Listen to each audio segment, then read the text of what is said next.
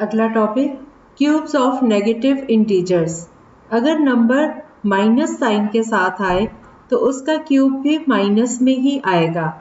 जैसे -1 का अगर हम क्यूब करते हैं तो -1 into -1 into -1 is equal to -1, क्योंकि हमें पता है कि अगर हम -1 को -1 से मल्टीप्लाई करते हैं तो ये +1 हो जाता है।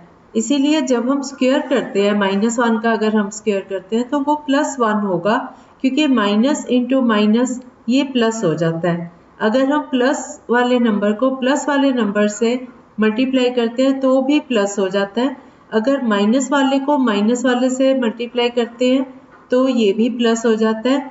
हाँ, अगर हम माइनस वाले नंबर को प्लस वाले नंबर से मल्टीप्लाई करें या प्लस वाले नंबर को माइनस नंबर से मल्टीप्लाई करें तो दोनों केसेस में आंसर माइनस में आता है।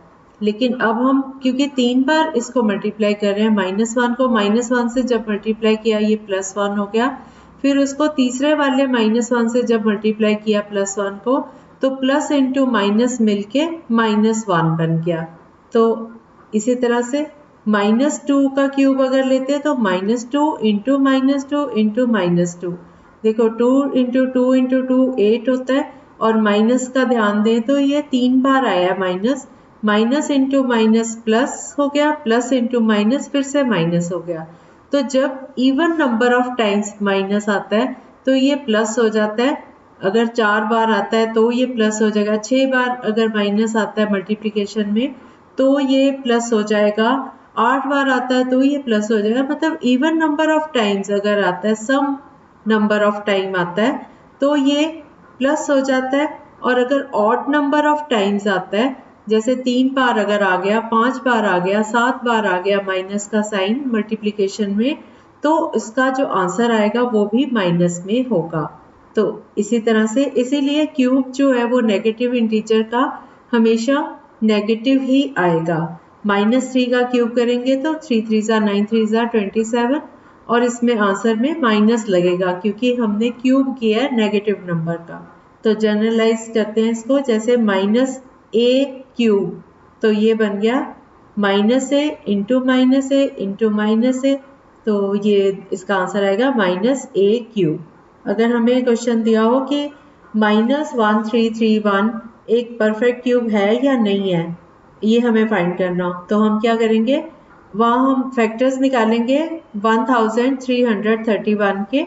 तो इसके फैक्टर्स निकालें तो ये फैक्टर्स आ जाता है 11 इंटू 11 इंटू 11, लेकिन ये माइनस का साइन था तो हमने इसको लिखा -11 इंटू -11 इंटू -11।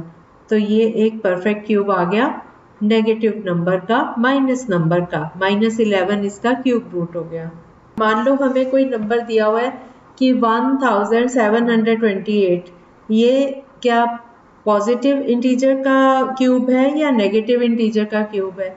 अब 1728 के हम फैक्टर्स बनाएंगे। पहले तो उसको देखेंगे कि क्यूब भी है कि नहीं है।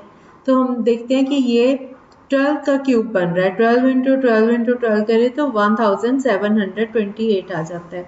लेकिन ये पॉजिटिव है, 1728 जो है वो पॉजिटिव नंबर है, इसका मतलब ये 12 प्लस 12 का क्यूब होगा। अगर हमारा क्वेश्चन हो कि -1728 किसका क्यूब है, तो हम क्या करेंगे, 1728 के फैक्टर्स निकाले ही हुए हैं हमने, अभी निकाले हैं, तो ये 12 का क्यूब बन रहा है। लेकिन क्योंकि इसका साइन माइनस है, 1728 का साइन माइनस का है, तो इसका मतलब ये -12 का क्यूब होगा।